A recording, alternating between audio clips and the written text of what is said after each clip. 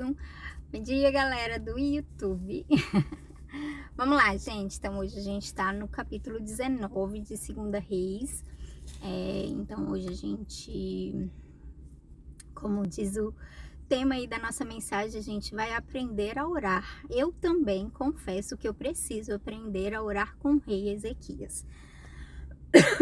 Então, vamos começar fazendo nossa oração, depois a gente vai entender o que o rei Ezequias fez de tão especial aí que a gente precisa aprender com ele. Amém? Amém. Deus, obrigada por essa semana, Pai.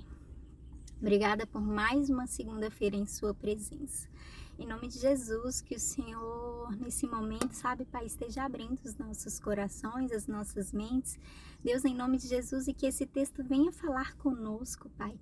Aquilo que nós precisamos levar a Ti em oração, sabe?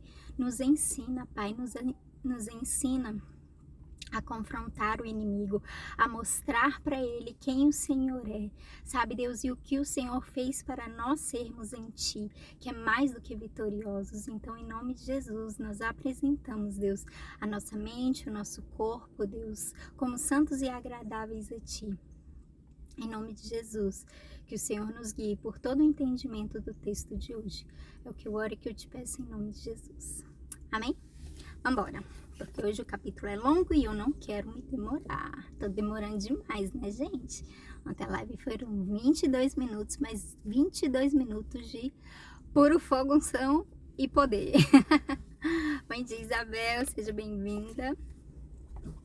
Então vamos lá, capítulo 19, versículo 1 vai dizer: assim que eu vou tentar, eu acho que hoje eu vou ler o texto corrido e aí depois a gente vai comentar a respeito disso, tá bom? Vou ver.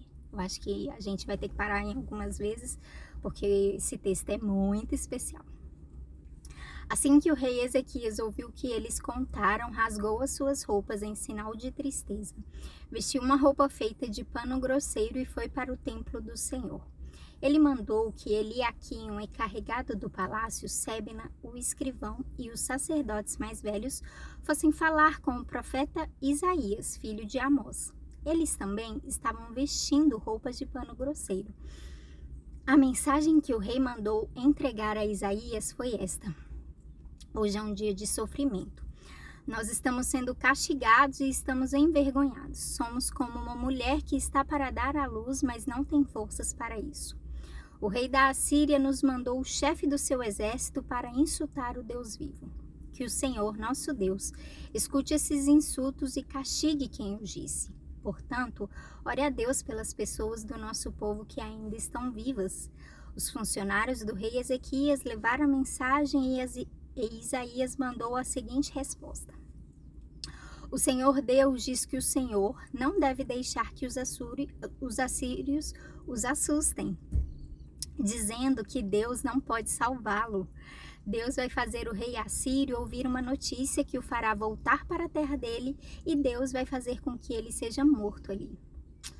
Eu vou quebrar aqui o meu acordo, vamos parar e vamos comentar essa parte. Só relembrando do capítulo de ontem, nós vimos então o rei da Assíria, Senaqueribe, ele estava de fato conquistando muitas terras, muitas nações, e estava todo mundo com medo dele. Então, Judá, faltava ali, Israel já tinha sido levado preso, né, pelo rei. Enfim, já estava acontecendo o êxodo na terra de Israel, né? As pessoas já estavam sendo retiradas de lá como prisioneiras, como escravas, sendo levadas para outros lugares, e outros povos estavam ocupando, colonizando as terras que eram dos israelitas, e Judá e Jerusalém ainda estavam ali, como é que se diz? Ainda estavam a salvo, digamos assim. E aí, beleza. Então, o rei da Assíria começou a botar medo neles, começou a amedrontá-los. E no capítulo passado a gente viu que ele virou e ele falou: em quem vocês estão se apoiando? Vocês acham que vocês vão se salvar de mim? Mas em quem vocês acham que vai salvar vocês? É o rei do Egito? Esse daí tá perdido. É quem mais? Aí ele foi citando umas duas coisas e depois ele citou o Senhor. E aí ele virou e falou, mas todos os deuses quase que se curvam a mim. É como se ele dissesse isso. E aí, beleza, e aí o rei... E aí, aqui então, a gente vê Ezequias, todos eles de fato de pano grosseiro, todos eles amedrontados, assustados com aquela mensagem e sabendo o que poderia acontecer. Mas aí ele virou e falou, vai até o profeta Isaías e leva essas palavras ao profeta. E aí o profeta Isaías virou e falou, não deixa que eles assustem vocês, porque o Senhor vai dizer que ele vai voltar para a terra dele e vai morrer lá. E aí, beleza, então no versículo 8 vai continuar dizendo, o oficial assírio soube que o rei da Assíria havia saído de Laques e que estava lutando contra a cidade de Líbina. Então foi até lá para falar com ele. Os assírios souberam que o exército dos egípcios, comandado pelo rei Tiraca da Etiópia, vinha vindo para atacá-los. Quando o rei da Assíria soube disso, mandou uma carta para o rei Ezequias de Judá. A carta dizia assim, o seu Deus em quem você confia lhe disse que Jerusalém não vai cair nas minhas mãos. Mas não deixe que ele o engane. Você já ouviu falar daquilo que um rei assírio faz com qualquer país que ele resolve destruir? Por acaso você pensa que poderá escapar? Os meus antepassados destruíram a cidade de Gozã, Arã e Rezefe e mataram o povo do Éden, que morava em Telassar, e nenhum dos seus deuses os pôde salvar. Onde estão os reis da cidade de Amate, Arpade, Sefarvaim, Rena e Iva? O rei Ezequias recebeu a carta das mãos dos mensageiros e a leu. Então foi até o templo, pôs a carta ali na presença de Deus, o Senhor, e orou assim. Ó Senhor, Deus de Israel, que estás sentado no teu trono que fica acima dos querubins. Só tu és Deus e governas todos os reinos do mundo. Tu fizestes o céu e a terra. Ó Senhor, olha para o que está acontecendo com a gente. Escuta todas as coisas que Senaqueribe está dizendo, a fim de insultar a ti, o Deus vivo. Todos nós sabemos, ó Senhor, que os reis da Assíria destruíram muitas nações, arrasaram as suas terras e queimaram os seus deuses, que não eram deuses de verdade, e sim imagens de madeira e de pedra feitas por mãos humanas. Agora o Senhor nosso Deus salva-nos dos assírios, para que todas as nações do mundo fiquem sabendo que só tu, ó Senhor, és Deus. Então aqui são as palavras de Ezequias ao rei, ao Senhor. O que aconteceu? Então, os egípcios começaram a avançar contra os assírios, e aí o rei Senaqueribe envia uma mensagem para quem? Não envia uma mensagem para os egípcios, não. Ele envia uma mensagem para Ezequias.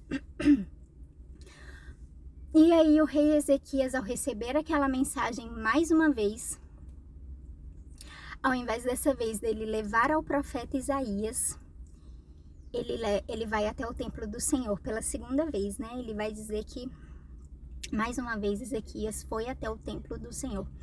Então, a primeira coisa que a gente pode aprender a orar com Ezequias é, em primeiro lugar, quando a gente está sendo assustado, amedrontado, atacado, enfim, quando a gente está angustiado, a primeira coisa que a gente deve fazer, a gente não deve ficar se lamuriando muito ali com pessoas das quais nada podem fazer por nós. Aquele povo estava do lado dele, eles estavam ali, eles podiam ficar matutando, meu Deus, tá, como é que a gente vai escapar? Como é que a gente vai fazer?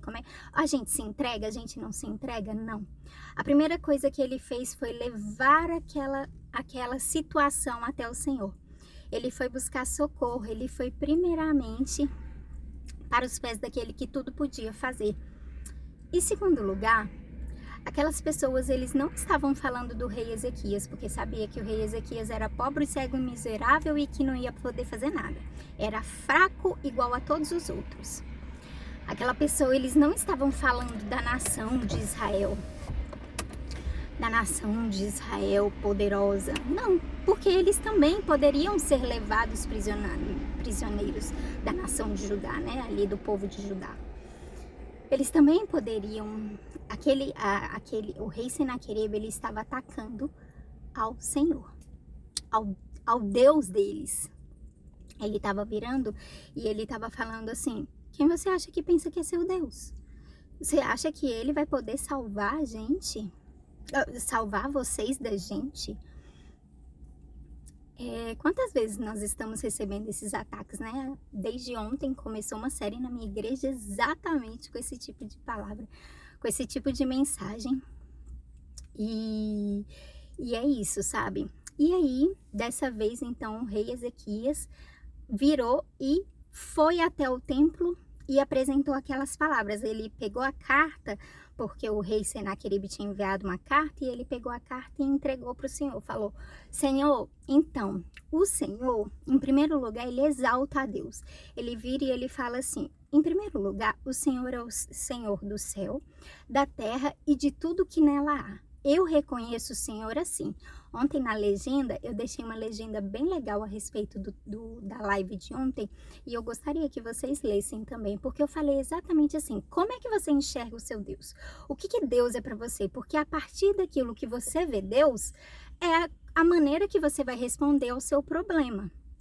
Então, se você enxerga um Deus ali, longe, distante, né? Que não se mete muito nas coisas aqui da terra, então você não vai ter coragem de apresentar as coisas da terra aqui para Deus, entendeu? Se você vê um Deus fraco, um Deus que não se importa com as suas coisas, um Deus que não se importa com detalhes, então tem coisa que você não vai levar até Deus. Mas se você vê um Deus invisível, mas tão real, aquele Deus assim, tipo, o rei Senaqueribe tá aqui me atacando com palavras, eu tô vendo esse homem, eu tô vendo o poder que ele tem, eu tô vendo ele, sabe? Mas se o Senhor a gente muitas vezes não vê, mas se a gente sente de maneira tão real, que tudo em nós estremece quando Ele está perto, quando Ele chega perto de nós, então é a maneira como nós vamos tratá-lo, com essa reverência e com essa intensidade de que o Senhor está aqui, eu posso apresentar qualquer causa a Ele. E o rei Ezequias fez exatamente isso. Ele foi até o Senhor e falou para o Senhor: olha, o Senhor é o Deus do céu, da terra e de tudo que nela há. E deixa eu te falar, o rei Senaqueribe está falando isso daqui contra o Senhor, tá afrontando a nossa nação dessa maneira aqui. E uma das coisas que eu quero trazer aqui pra gente hoje é: como é que a sua vida está sendo atacada de maneira que afronte o Senhor? O que na sua vida especificamente está acontecendo que o Senhor não está podendo, como é que se diz? Que o Senhor não está sendo exaltado, devidamente exaltado. É nas suas finanças? Às vezes as pessoas estão olhando e estão falando: cara, que Deus é aquele daquela pessoa? Sabe? Então, às vezes é na sua vida sentimental que as pessoas estão olhando e estão falando: cara, é uma afronta para Deus muitas vezes, entendeu? Às vezes a sua vida pessoal, ela revela Deus. Então eu gostaria mesmo que a gente começasse a olhar para a Bíblia, olhar para esses textos e começar a entregar ao Senhor e falar: Deus, isso daqui eu acredito que é uma afronta para o Senhor. A minha vida estando assim, eu acredito que não está de acordo com a tua palavra. Então eu apresento aqui. Isso daqui é o que o que eu estou sendo mais atacado, o que o Senhor, sabe, não está sendo exaltado na minha vida. O Senhor pode fazer algo por isso? Foi exatamente assim que Senaqueribe, ele apresentou a causa daquela nação para Deus. E aí, beleza. E aí no versículo 20 vai continuar dizendo assim: então, Isaías mandou uma mensagem para o rei Ezequias. Dessa vez não foi... Ezequias não mandou uma mensagem até o profeta Isaías. Pelo contrário, o próprio profeta Isaías mandou uma mensagem para Ezequias. E aí vai dizer nela, ele dizia que, em resposta à oração do rei, o Senhor, o Deus de Israel, tinha dito o seguinte: a cidade de Jerusalém ri e caçoa de você, Senaqueribe. Contra quem você pensou que falou? Para quem você olhou com orgulho? A quem você pensa que ofendeu e insultou? Você fez tudo isso contra mim, o santo Deus de Israel. Você me mandou os seus mensageiros para se gabarem de que com os seus muitos carros de guerra você conquistou as mais altas montanhas do Líbano. Você se gabou de ter cortado os mais altos cedros e os melhores ciprestes e de ter chegado até os lugares mais distantes das lindas florestas. Você se gabou de ter cavado poços em terras estrangeiras e de ter bebido da água deles. Gabou-se também de que os pés dos seus soldados fizeram secar o rio Nilo. Por acaso você não sabe que fui eu que planejei tudo isso há muito tempo e agora fiz tudo acontecer? Eu dei a você o poder de fazer cidades cercadas de muralhas virarem montões de entulho. Por isso seus moradores ficaram fracos e andavam cheios de medo e de vergonha. Eles ficaram com o capim do campo e a erva verde como a erva que cresce nos telhados quando o vento quente do leste sopra e os faz secar. Mas eu o conheço muito bem. Sei o que você faz e aonde vai. Sei que você me odeia. Eu soube do seu ódio e do seu orgulho. E agora vou pôr uma argola no seu nariz e um freio na sua boca e farei você voltar pelo mesmo caminho de onde veio. Depois Isaías disse ao rei Ezequias: este é o sinal daquilo que vai acontecer. Neste ano e no ano que vem vocês terão para comer somente aquilo que nascer por si mesmo, sem ser plantado. Mas no ano seguinte vocês poderão semear e colher cereais, plantar parreiras e comer as uvas. As pessoas de Judá que não tiverem morrido vão florescer como plantas que firmam as suas raízes na terra e dão frutas, pois ficará gente em Jerusalém no Monte Sião, porque o Senhor Deus resolveu fazer com que isso aconteça. Isaías continuou. Antes dele continuar, gente, eu quero focar nessa parte aqui. O nosso tempo passou de novo, que coisa! Mas eu quero focar muito nessa parte aqui. Eu quero então que a gente comece a pensar nisso, nessa questão de apresentar as nossas causas para Deus, dessa forma, do que pode ter sido uma afronta e mais. Eu quero que vocês não se cansem de orar. Lá na frente vai dizer o seguinte, eu não vou lembrar do versículo, mas é um versículo que vai dizer assim: se você perseverar e não se cansar, aí você vai conseguir a vitória. É mais ou menos isso. Então, às vezes, a gente se cansa em perseverar, a gente se cansa, a gente está orando por uma coisa faz muito tempo e às vezes essa coisa não acontece, mas persevere. Se você vê algo que é da vontade de Deus para você, se você sabe que aquilo ali afronta o Senhor, que aquilo ali não é uma realidade do céu na sua vida, eu quero que você continue orando, porque aqui vai dizer o seguinte: este é o sinal daquilo que vai acontecer. Neste ano e no ano que vem, vocês terão para comer somente aquilo que nascer por si mesmo, sem ser plantado. Mas no ano seguinte, vocês poderão semear e colher cereais, plantar parreiras e comer as uvas. As pessoas de Judá que não tiverem morrido vão florescer. Se você não morrer na sua fé, você vai florescer, meu querido.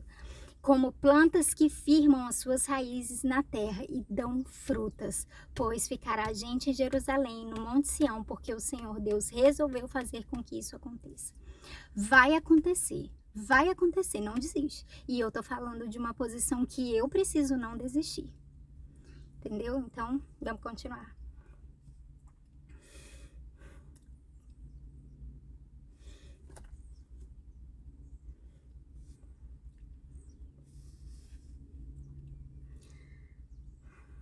Portanto,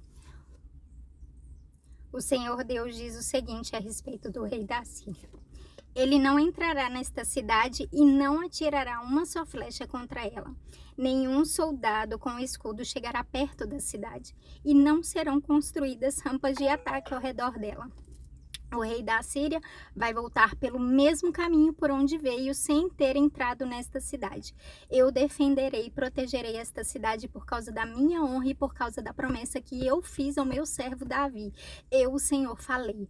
Naquela noite, o anjo do Senhor foi até o acampamento dos assírios e matou 185.000 soldados. De manhã, os que sobraram virou os corpos dos mortos. Então, Senaqueribe, rei da Assíria, se retirou, voltou para Nínive e ficou lá. Certo dia, quando ele estava adorando no templo do seu deus Nisroque, os seus filhos Adrameleque e Sarezer o mataram à espada e fugiram para a terra de Ararat. Outro filho seu, chamado Esaradom, ficou no lugar dele como rei. tudo que o Senhor falou aconteceu. Só não desista, amém? Deixa eu correr, gente. Deu 20 minutos de novo de live. Tchau. Deus abençoe. Boa semana.